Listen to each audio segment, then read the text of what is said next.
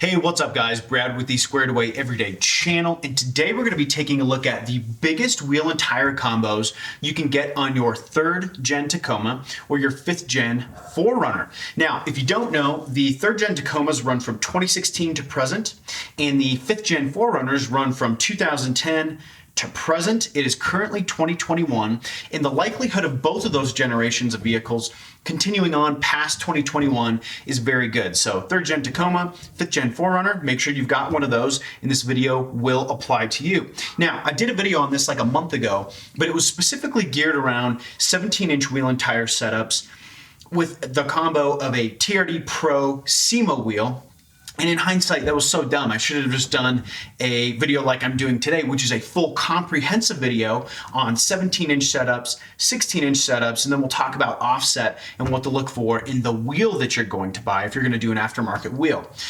Let's see here. If you haven't had a chance yet, yeah, that's what I'm supposed to say. If you haven't had a chance yet, please go ahead and like the video and sub to the channel, and let's take a look at it.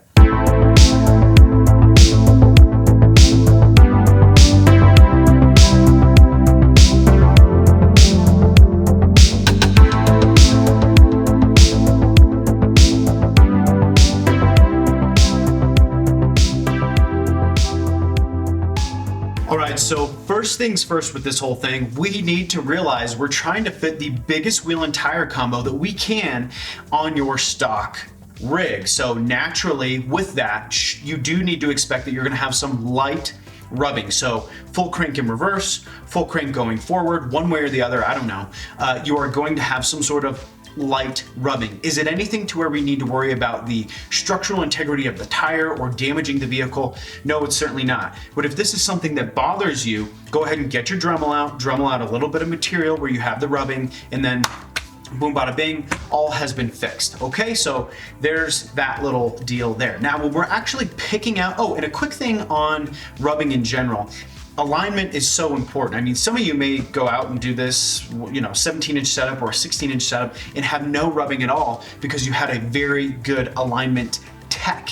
And so that's very important. It's a big part of the whole fitting process. And so just that is what it is. So pick a good shop to do your alignment. Now, when we talk about the bolt pattern for either the Tacoma or the 4Runner, it doesn't matter. They're gonna be the same bolt pattern. And so we're looking for either a 6 by 5.5 inch bolt pattern or a 6 by 139.7 millimeter bolt pattern, okay?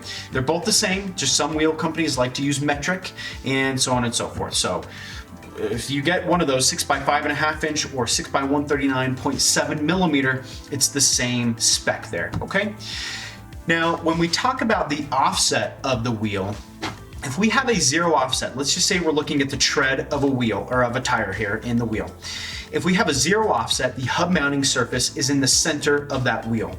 If we have a positive offset, let's say this is the outside of the wheel, a positive offset means that the hub mounting surface is moved to the front half of the wheel, and a negative offset means that the hub mounting surface is moved to the back half of the wheel. So with the positive offset, it sucks the wheel and tire combo into the wheel well just a little bit more because the hub mounting surface is on the front half. Now for us as off-roaders and people that like to, put bigger wheels and tires on our rigs, being that it's a truck or SUV, we want a negative offset because it'll push the wheel and tire combo out of the wheel well a little bit. So next time when you go get a bigger set of tires, let's say you want to upgrade your suspension and do like a 33 or 34 or 35 inch tire, the negative offset is going to be really key in not rubbing against your UCAs. It'll give you a lot more clearance on the backside in that wheel well so that you're not rubbing the UCAs and all that good stuff, okay?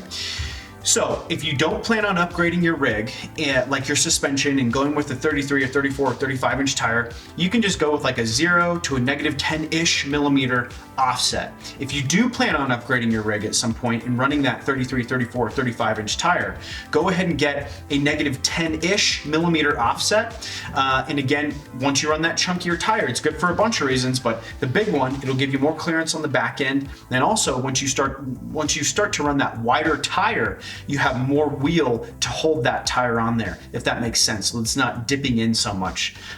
So anyway, that's a different topic for a different day, but that's what we're looking for. If it was me, either way, I'd be looking for like a negative 10 millimeter-ish offset because it'll give you a little bit more aggressive looking stance. You'll have more clearance on the backside, and it's like a win-win there. Now, me personally, I do not like spacers. I know a lot of people like them. This is just a personal preference for me. I don't know if I'm just super old school in that regard, but I don't trust them. So for me, I wouldn't do spacers, and I wouldn't do some sort of egregious offset either. Negative 10 millimeter ish, right in that ballpark, is going to be very, very nice. Now let's take a look at these 17-inch wheel and tire setups and what you're going to need to do that. Okay, so if we want to run that 17-inch wheel and tire combo, here's what we need to look at in terms of the wheel. So we need to be running either a 17x7, 17x8, or even a 17x8.5 inch wheel. Now the 17 is obviously the designation for the diameter of the wheel, but the 7, the 8, or the 8.5 inch is the width of the wheel from the inside of the bead to the inside of the bead.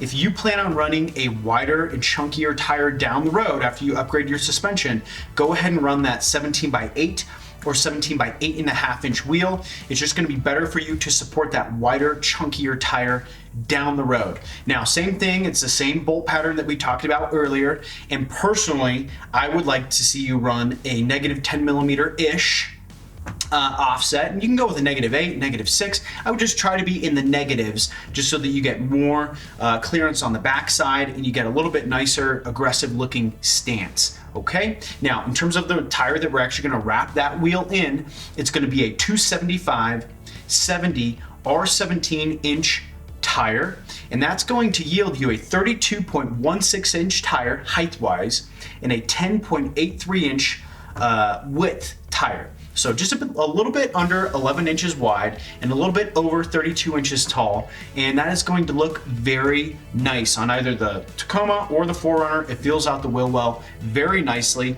And it'll even give you a little bit more height just because naturally it's a taller tire. So great wheel and tire combo there. And it's going to look so good on your stock Tacoma or a 4Runner. Congrats on that. Now, for those of you that want to run a 16-inch wheel and tire combo, you 5th gen 4Runners, you just can't do it. The brakes are just too big. You'll probably be able to slide the 16-inch wheel over the brake, probably.